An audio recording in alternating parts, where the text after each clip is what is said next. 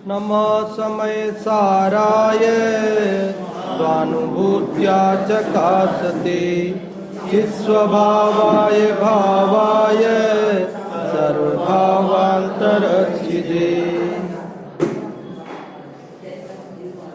यह समय सार परमागम है। समय सार महामंडल विधान आप और हम सभी कर रहे हैं। इस समय सार महामंडल विधान के अवसर पर इस समय सार में ही इसकी एक गाथा पर थोड़ी सी चर्चा अपन करेंगे। मेरा सबसे पहला प्रश्न आप सबसे ये है कि आप और हम सभी क्या चाहते हैं? सुख चाहते हैं। और क्या नहीं चाहते हैं? दुख नहीं चाहते हैं। दौलत राम जी ने छेड़ाला में शुरुआत में ही लिखा, जे त्रिभुवन में जीव अनंत सुख चाहें दुख ते भयवंत। कि जगत में जितने भी जीव हैं वे सब सुख चाहते हैं और दुख नहीं चाहते। ये अलग बात है कि फिर भी हम दुखी हो रहे हैं, फिर भी हम सुखी नहीं हो पा रहे हैं। तो उसका कारण क्या है कि जिसके करने से सुखी हुआ जा सकता है वो हम आज तक नहीं कर रहे हैं, और जिसके करने से दुखी होते हैं हम आज तक वही कर रहे हैं। तो सुखी होने के लिए क्या करना चाहिए? तो उसका जवाब आचार्य कुंद देव ने इस समय सार ग्रंथ में दिया है कि सुखी होने के लिए हमें क्या करना चाहिए। तो ये सब ग्रंथों का सार समय सार है, और समय सार का सार है इसकी 206 नंबर की गाथा। समय सार सब ग्रंथों में सार, और समय सार का सार कितने नंबर की गाथा? 206 नंबर की गाथा। क्या कहा इस समय सार का सार 206 नंबर की गाथा में? और हमारे प्रश्न का जवाब कि हम सुखी हो जाएं और हमारा दुख मिट जाए, उसका जवाब क्या दिया है 206 नंबर की गाथा में? देखो अपन पढ़ते हैं। अब ये गाथा कैसे पढ़ते हैं वो भी मैं आपको थोड़ा सा बता देता हूँ। ये समय सार मूलतः प्राकृत भाषा में लिखा गया है। किस में लिखा गया है? ये गाथाएं जो हैं वो प्राकृत की हैं, और इनको पढ़ने का तरीका प्राकृत पेंगलम नाम का एक ग्रंथ है जिसमें प्राकृत के छंदों को पढ़ने का तरीका बताया है। प्राकृत का ये जो गाथा छंद है जिसको हम आर्या भी बोलते हैं और एक गाथा भी बोलते हैं, इसको पढ़ने का तरीका प्राकृत पेंगलम में क्या बताया है कि 4 चरण होते हैं ना गाथा के। 2 लाइन की गाथा होती है तो आधी आधी लाइन पे रुकते हैं। ये तो है ना अपने को तरीका पढ़ने का मालूम। तो 4 चरण हो गए 2 लाइन के, एक लाइन के 2 चरण, दूसरी के फिर 2 चरण। तो पहले चरण को प्राकृत पेंगलमकार कहते हैं हंस की तरह पढ़ना चाहिए, और दूसरे चरण को सिंह की तरह, शेर की तरह पढ़ना चाहिए, और तीसरे चरण को हाथी की तरह पढ़ना चाहिए, और चौथे चरण को सर्प की तरह पढ़ना चाहिए। कैसे पढ़ना चाहिए? इसको शुद्ध पढ़ने का तरीका है गाथा को। नमोकार मंत्र भी गाथा है, नमोकार मंत्र है वो भी गाथा है, वो भी प्राकृत में लिखी गई है, और वो भी वही छंद है जो समय सार की गाथाओं का है। इसलिए उसे भी इसी प्रकार पढ़ना चाहिए। किस प्रकार? पहला चरण किसकी तरह? हंस की तरह। दूसरा चरण किस तरह? शेर की तरह, सिंह की तरह। और तीसरा चरण हाथी की तरह, और चौथा चरण। ये मतलब क्या होता है हंस, सिंह, हाथी और सर्प का? हंस का मतलब होता है बहुत संभल कर, सध कर, और दूसरा चरण सिंह की तरह मतलब पराक्रम पूर्वक, गति पूर्वक, तेजी से, जोश के साथ। और तीसरा चरण हाथी की तरह मतलब मंद चाल से, धीरे धीरे पढ़ना चाहिए। और चौथे चरण को सर्प की तरह बिल्कुल सीधा हो जाता है। जैसे सर्प कितना भी टेढ़ा मेढ़ा चले, लेकिन जब बिल में उतरता है तो सीधा उतरता है। तो हर गाथा हमें अंदर उतरने की प्रेरणा देती है, इसलिए चौथा चरण उसका कैसे बिल्कुल अंदर उतर जाओ बस। अब चौथे चरण के बाद बचा क्या है?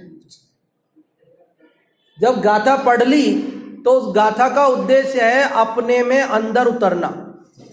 तो चौथा चरण पढ़ते पढ़ते तो जैसे सांप बिल में घुस गया, ऐसे अपना उपयोग अपने आत्मा में घुस जाए, बस ये उद्देश्य है हर गाथा का। तो हर गाथा को पढ़ा ऐसे ही जाता है। नमोकार मंत्र पढ़ के बताऊं पहले तो, क्योंकि वो आपको परिचित है आसानी से, उसमें आसानी से समझ जाएंगे, याद भी है सबको। नमो अरहंताणम नमो सिद्धाणम नमो आयरियाणम नमो उवज्जायाणम नमो लोये सव्वसाहूणम। पकड़ में आया क्या? थोड़ा सा हमने जब नमो अरहंताणम बोला तो बहुत सावधानी से नमो अरिहंताणम, और जब सिद्धाणम और वो बोल रहे हैं तो अपन पराक्रम तेजी से थोड़ा नमो सिद्धाणम नमो आयरी, और उवज्जायणम तीसरा चरण हाथी की तरह नमो उवज्जायणम धीरे धीरे, और चौथा चरण सीधा सपाट नमो लोये। इसी प्रकार ये गाथा पढ़ेंगे अपन। 206 नंबर की गाथा। ग्रंथ यदि आपके पास नहीं है तो समयसार विधान है आपके पास, आप उसमें निर्जरा वाली पूजन 110 नंबर पेज निकाल लो। अगर ग्रंथ नहीं है तो ये एक किताब है ना, ये निकाल लो। इसमें आपके 110 नंबर पेज पर है, ये 110 नंबर पेज पर समयसार मंडल विधान में 206 नंबर की गाथा है आपके पास। मिल गई क्या सबको? ये इसमें हिंदी में है, मैं बाद में बताऊंगा। पहले एक बार प्राकृत वाली मेरे पास से पढ़ रहा हूं, ठीक है? ये हिंदी वाली बाद में बताऊंगा।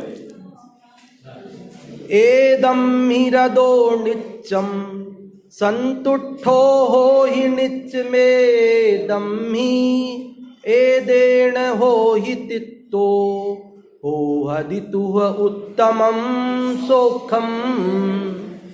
अभी प्राकृत में कुछ लोगों को कुछ समझ में आ गया होगा, कुछ नहीं भी समझ में आया होगा। अभी प्राकृत से एक बार सामान्य अर्थ बताता हूं, फिर हिंदी पढ़ता हूं। एदम ही मतलब इसमें, रदो मतलब रत हो, एदम ही मतलब इसमें, रदो मतलब रत हो, लीन हो, नित्यम मतलब नित्य, हमेशा, सदा। किसमें सदा नित्य? रमो इसमें किसमें? ज्ञान में, आत्मा में। ज्ञान कहो कि आत्मा कहो, एक ही बात है। जिन लोगों ने इस ग्रंथ का पूरा स्वाध्याय किया है, निर्जरा अधिकार का पूरा स्वाध्याय किया है, उन्हें मालूम है निर्जरा अधिकार के प्रारंभ में, इसके पूर्व की गाथाओं में उन्होंने कर्म क्रिया से मुक्ति नहीं होगी, ज्ञान से होगी, ये बात कह रहे हैं। इसके पूर्व जो कलश आया है उसमें है क्लिश्यंताम स्वयमेव दुष्कर तरई, ये सब पूर्व में आप सब पढ़ चुके हैं अनेक बार। आप कितना भी कठोर से कठोर क्रियाकांड करो, लेकिन जब तक ज्ञान पद में, ज्ञान स्वरूप आत्मा में नहीं रमोगे, तब तक मुक्ति की, सुख की प्राप्ति नहीं हो सकती है। इसलिए इस गाथा को सार रूप में वो कह रहे हैं, क्या कह रहे? एदम ही रदो नित्यम, इसमें अर्थात ज्ञान में। ज्ञान कहो कि आत्मा को, एक ही बात है। आत्मा में नित्य रमो, सदा रमो, और संतुष्टो हो ही, रमो और साथ में क्या हो जाओ? संतुष्टो, संतुष्ट हो जाओ। हो ही मतलब हो जाओ, क्या हो जाओ? और नित्य में दम ही, नित्य मतलब नित्य, नित्य संतुष्ट हो जाओ। और एदम ही हो ही तित्तो, एदम ही मतलब इसी में ही, हो है, हो ही मतलब हो जाओ, क्या हो जाओ? तित्तो। तृप्त हो जाओ। तित्तो अर्थात तृप्त हो जाओ। होहदि तुह उत्तमम सुखम। होहद के साथ आपने कहा कि इस आत्मा में, ज्ञान में रत हो जाओ, संतुष्ट हो जाओ और तृप्त हो जाओ। तीन बातें कही उन्होंने। क्या क्या कही?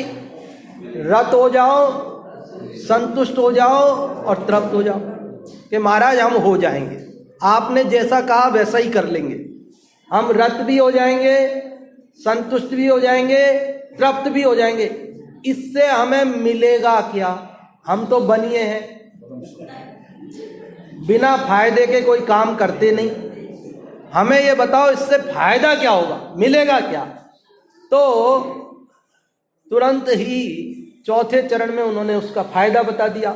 क्या फायदा बताया? होहदि तुह उत्तमम सुखम। होहदि मतलब होगा, तुह तुझे, उत्तमम सुखम उत्तम सुख होगा, तुझे उत्तम सुख की प्राप्ति होगी इससे। हमारा प्रश्न था ना कि हम सब सुखी होना चाहते हैं और दुख नहीं चाहते हैं। तो आचार्य कुंकुन देव ने इस 206 नंबर की गाथा में कहा कि तुम सुखी होना चाहते हो तो तुम्हें उत्तम सुख, सुख भी कैसा? इंद्रिय सुख नहीं, सांसारिक सुख नहीं, ऐसा सुख नहीं कि जो आकुलता सहित हो, ऐसा सुख नहीं जो पराधीन हो, ऐसा सुख नहीं जो क्षणिक हो, एक बार हो और थोड़ी देर बाद नष्ट हो जाए, बल्कि उत्तम सुख। उत्तम सुख मतलब जो स्वाधीन है, जो निराकुल है और जो शाश्वत है, ऐसे सुख की प्राप्ति होगी। किससे होगी?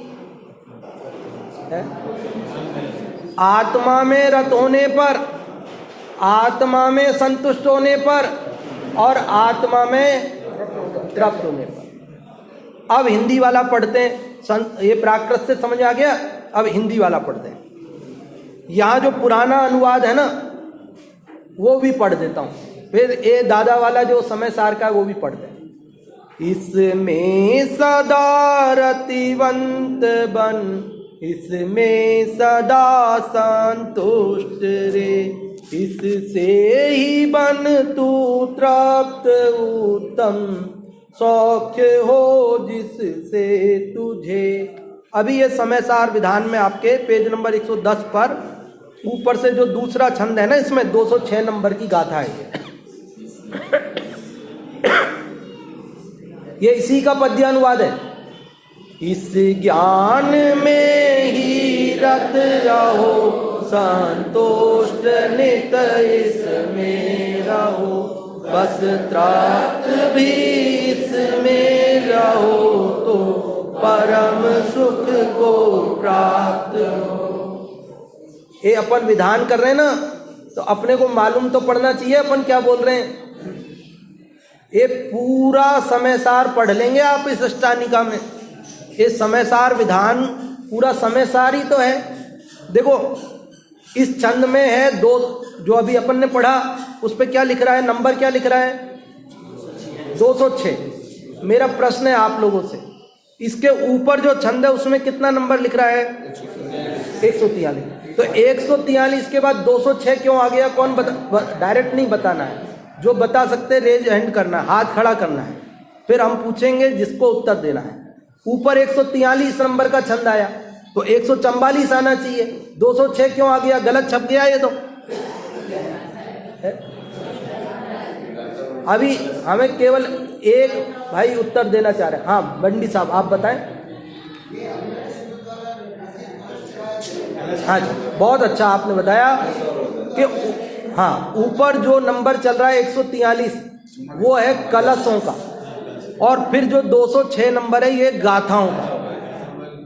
तो अपन जब पढ़ रहे हैं ना, इस समय सार विधान कर रहे हैं, तो अपने को ध्यान रहना चाहिए कि अभी अपन गाथा पढ़ रहे हैं, अब अपन ने कलश पढ़ा है, ये इसमें एक क्रम है, इसलिए 143 के बाद फिर कलश आएगा, तो 144 नंबर का इस 206 नंबर के बाद गाथा के बाद तो 206 नंबर की गाथा अभी हम जो पढ़ रहे हैं 206 नंबर की, जिसकी चर्चा अभी अपन कर रहे हैं, कौन क्या है इसका पाठ एक बार फिर से करते हैं। इस ज्ञान में ही रत रहो, संतोष नित इसमें रहो, बस प्राप्त भी इसमें रहो, तो परम सुख को प्राप्त हो। परम सुख को प्राप्त हो, इसका मंत्र भी पढ़ा नीचे। मंत्र जो अर्घ चढ़ाया आपने, ओम ह्रीम श्री परम सुख प्रदायी। क्या? परम सुख प्रदायी अर्थात परम सुख प्रदान करने वाली, आत्म संतोष प्ररूपक, आत्मा में संतोष प्रदान करने वाली, आत्मा में संतुष्ट हो जाओ ऐसा कहने वाली, ऐसी प्ररूपणा करने वाली, ऐसे श्री समय साराय नमः, ऐसे समय सार को नमस्कार हो। किसको नमस्कार किया इसमें? किसको अर्घ चढ़ा रहे? समय सार को। समय सार कैसा है कि वो ऐसा है कि वो ये हमें परम सुख प्रदान करने वाला, अपने आत्मा में संतोष करो ऐसा कहने, ऐसी प्ररूपणा करने वाला समय सार है। उसमें हमें, उस समय सार के लिए हमने इसमें अर्घ समर्पित किया है। तो अपने को सुखी होने के लिए इस समय सार का सारभूत इस 206 नंबर गाथा में क्या उपाय बताया है?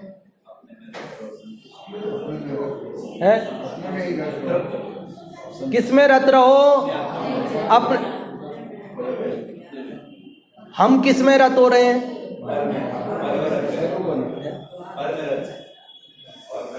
ये दो चीजें हैं यहाँ पे, एक है आत्मा और एक है शरीर। और हम आत्मा और शरीर दोनों का भेद जाने बिना दोनों को एक में एक मानकर रत हो रहे हैं। किसमें रत हो रहे हैं?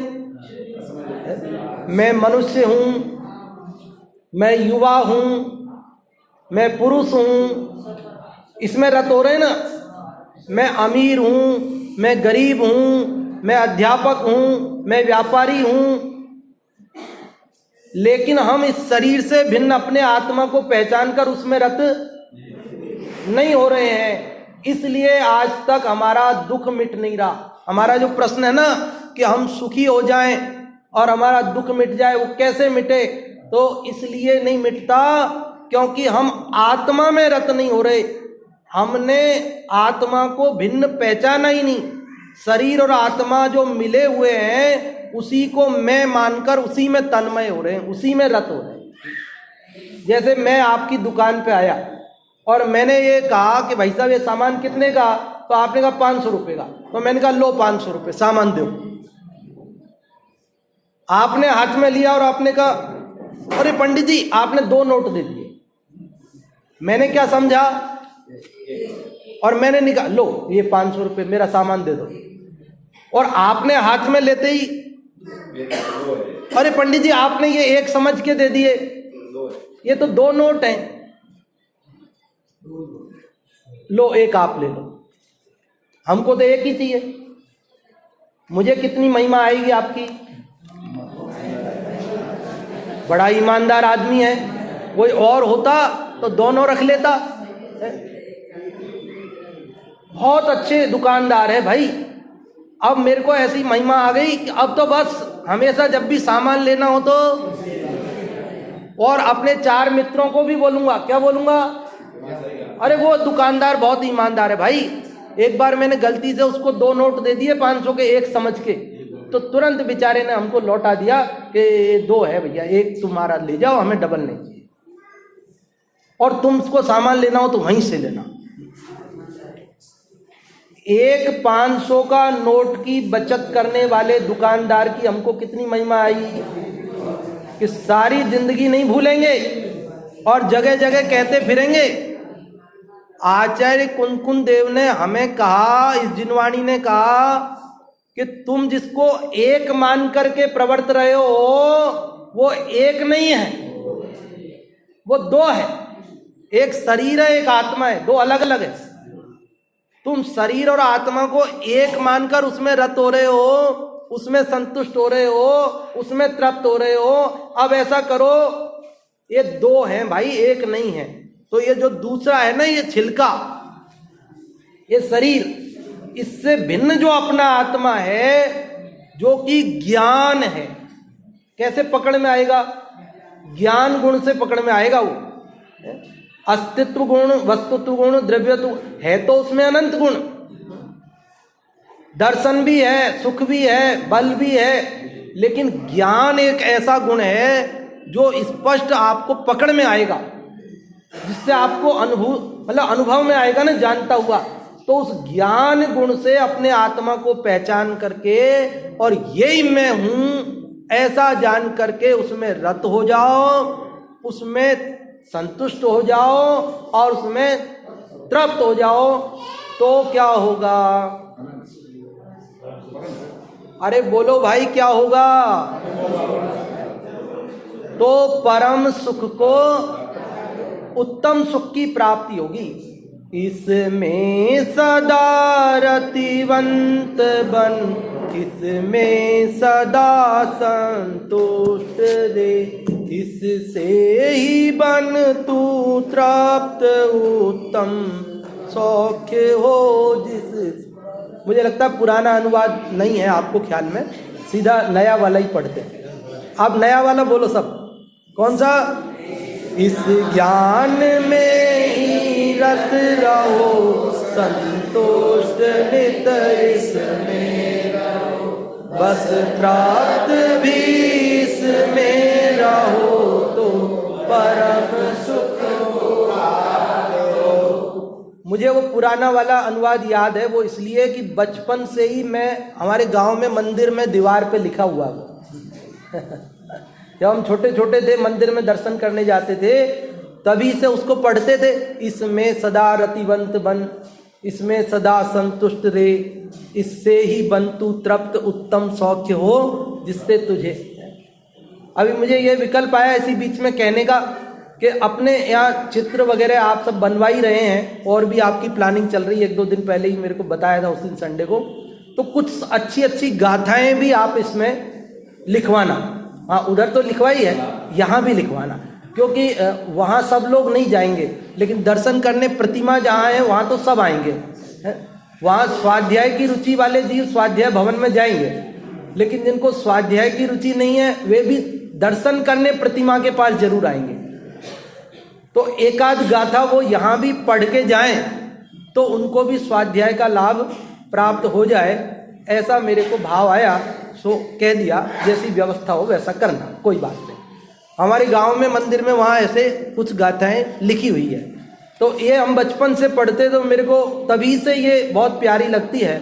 तो मैं जब सोच रहा था कि यहाँ क्या कौन सी गाथा लूँ, तो वैसे तो समय सार के रूप में छठी की गाथा इत्यादि अनेक गाथाओं के बारे में बात चलती है, लेकिन 206 नंबर की गाथा भी इस समय सार का सार है, प्राण है, जो हमें परम सुख की प्राप्ति करने के लिए सारभूत उपदेश देती है। क्या कहती है?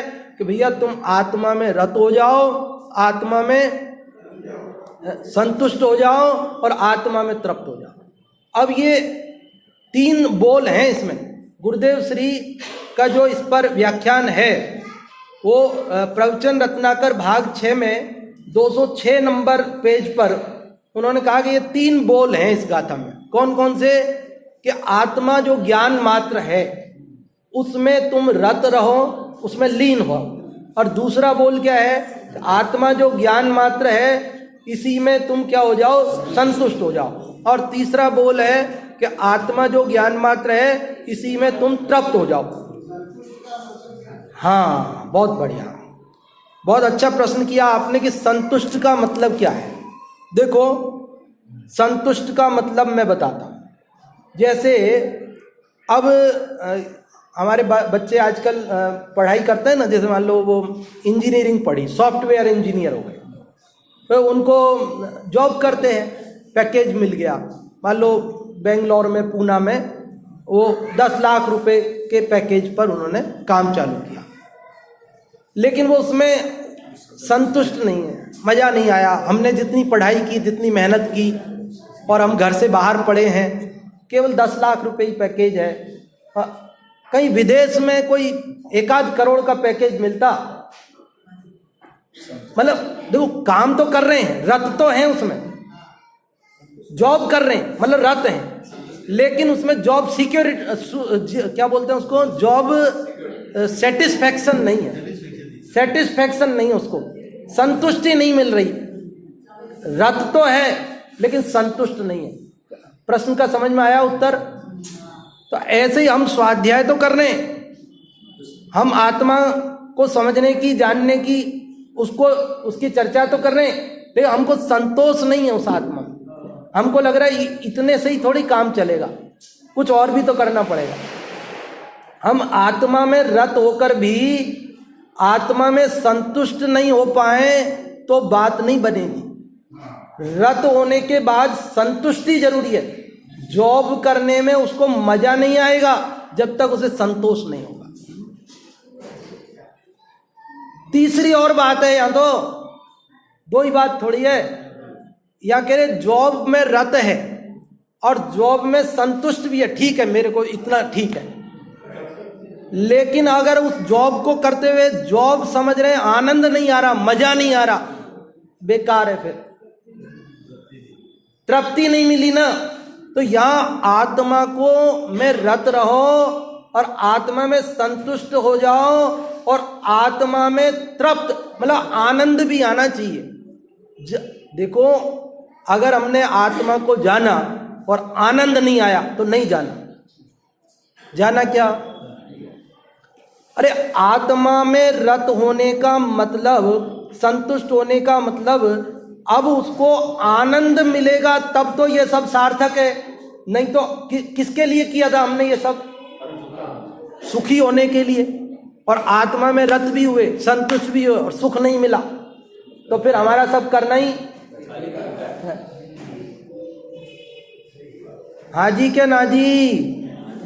अरे बोलो भाई।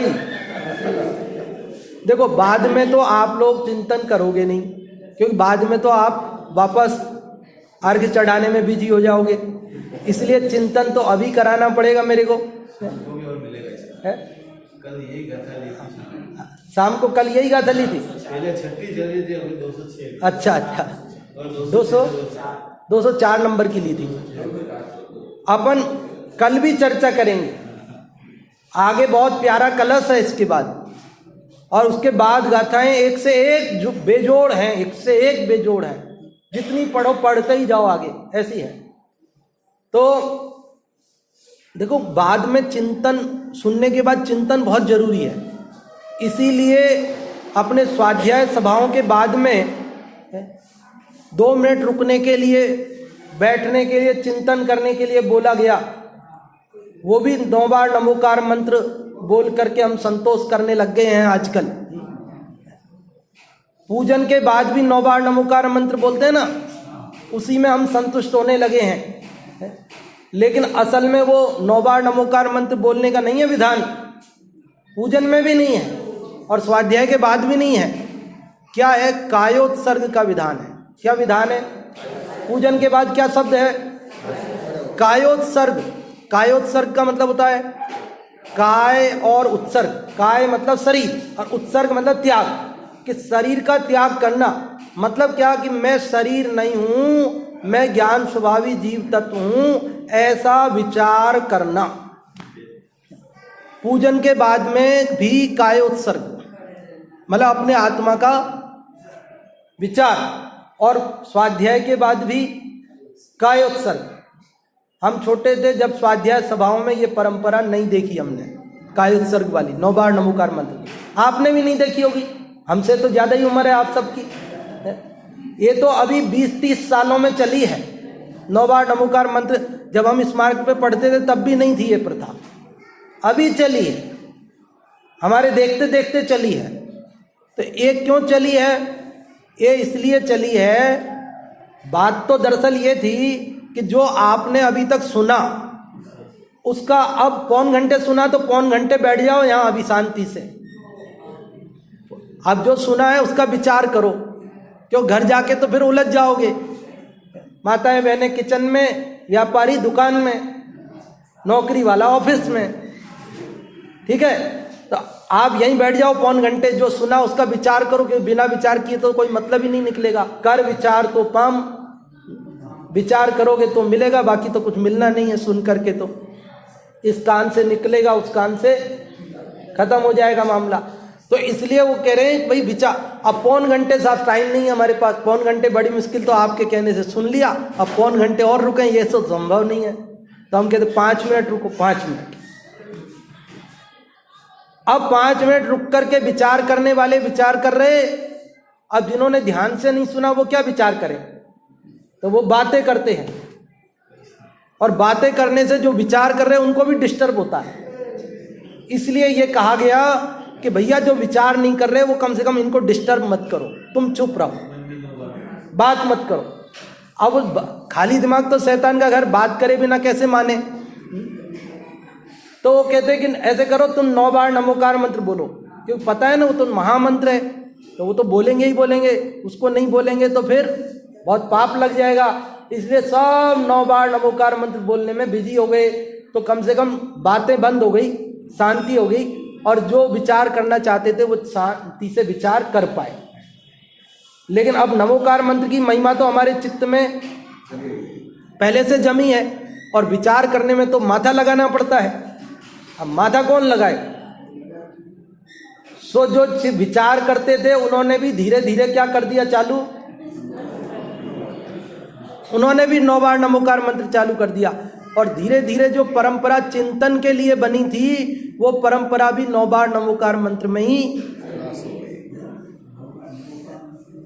पूजन की पुस्तकों में ये लिखा जाता था कायोत्सर्ग करें पूजन के बाद, फिर धीरे धीरे परंपरा चली 9 बार नमोकार मंत्र बोलकर कायोत्सर्ग करें। आप देखना, आप पुरानी किताब उठाना, फिर उसके बाद की उठाना, फिर बाद की उठाना, तो आपको सबसे पुरानी किताबों में मिलेगा एक ही शब्द कायोत्सर्ग करें। फिर बीच में मिलेगी आपको, तो उसमें लिखा मिलेगा 9 बार नमोकार मंत्र बोलकर कायोत्सर्ग करें। और फिर बाद में अब सीधे ही लिखने लगे 9 बार नमोकार मंत्र, कायोत्सर्ग शब्द ही गायब हो गया, जो कि महत्वपूर्ण है। हम सबको उसे भूलना नहीं चाहिए, हम सबको उसे ध्यान रख के छपाना चाहिए, और हम सबको ध्यान रख के वैसा ही करना चाहिए। हमारी जो देखो, जितना आप मूल में जाएंगे ना उतना आपको असली माल मिलेगा, और जितना आप दूर से अनुवाद का अनुवाद पढ़ेंगे तो आपको कुछ ना कुछ उसमें कमी मिलेगी। आपको मकराना मार्बल चाहिए होता है तो आप कहाँ जाते हो? तो साहब सीधे खान में चलो, वहीं बढ़िया मिलेगा। आपको अगर आगरे का पेठा खरीदना है तो उदयपुर में भी मिलता है, लेकिन अगर आगरा जाके लाओगे तो आगरा में जो आगरे का पेठा मिलेगा ना वो आपको उदयपुर में नहीं मिलेगा। यहाँ तो महीनों पुराना बासी मिलेगा, सूखा हुआ मिलेगा वो समझ गए ना बात को। तो ऐसे ही यदि आपको मूल तत्व ज्ञान प्राप्त करना है तो जितना संभव हो आप मूल में जाओ। देखो क्या कह रहे हैं, एदम हीरदो नित्यम संतुष्टो हो ही नित्यमेदम ही एदेन हो ही तित्तो हो हदितुह उत्तमम सोखम। अभी इसका पाठ कर लीजिए हिंदी वाला, समय अपना अभी पूर्णता को प्राप्त हो गया है, आपके विधान में भी विलंब हो रहा है, फिर आगे चर्चा अपन कल करेंगे थोड़ी। इस ज्ञान में ही रत रहो संतोष नित इसमें रहो, बस प्राप्त भी इसमें रहो तो परम सुख को प्राप्त हो। अभी इसमें बहुत माल है ना, उसकी चर्चा अपन कल करेंगे थोड़ी और आगे, अभी विधान आगे प्रारंभ होगा।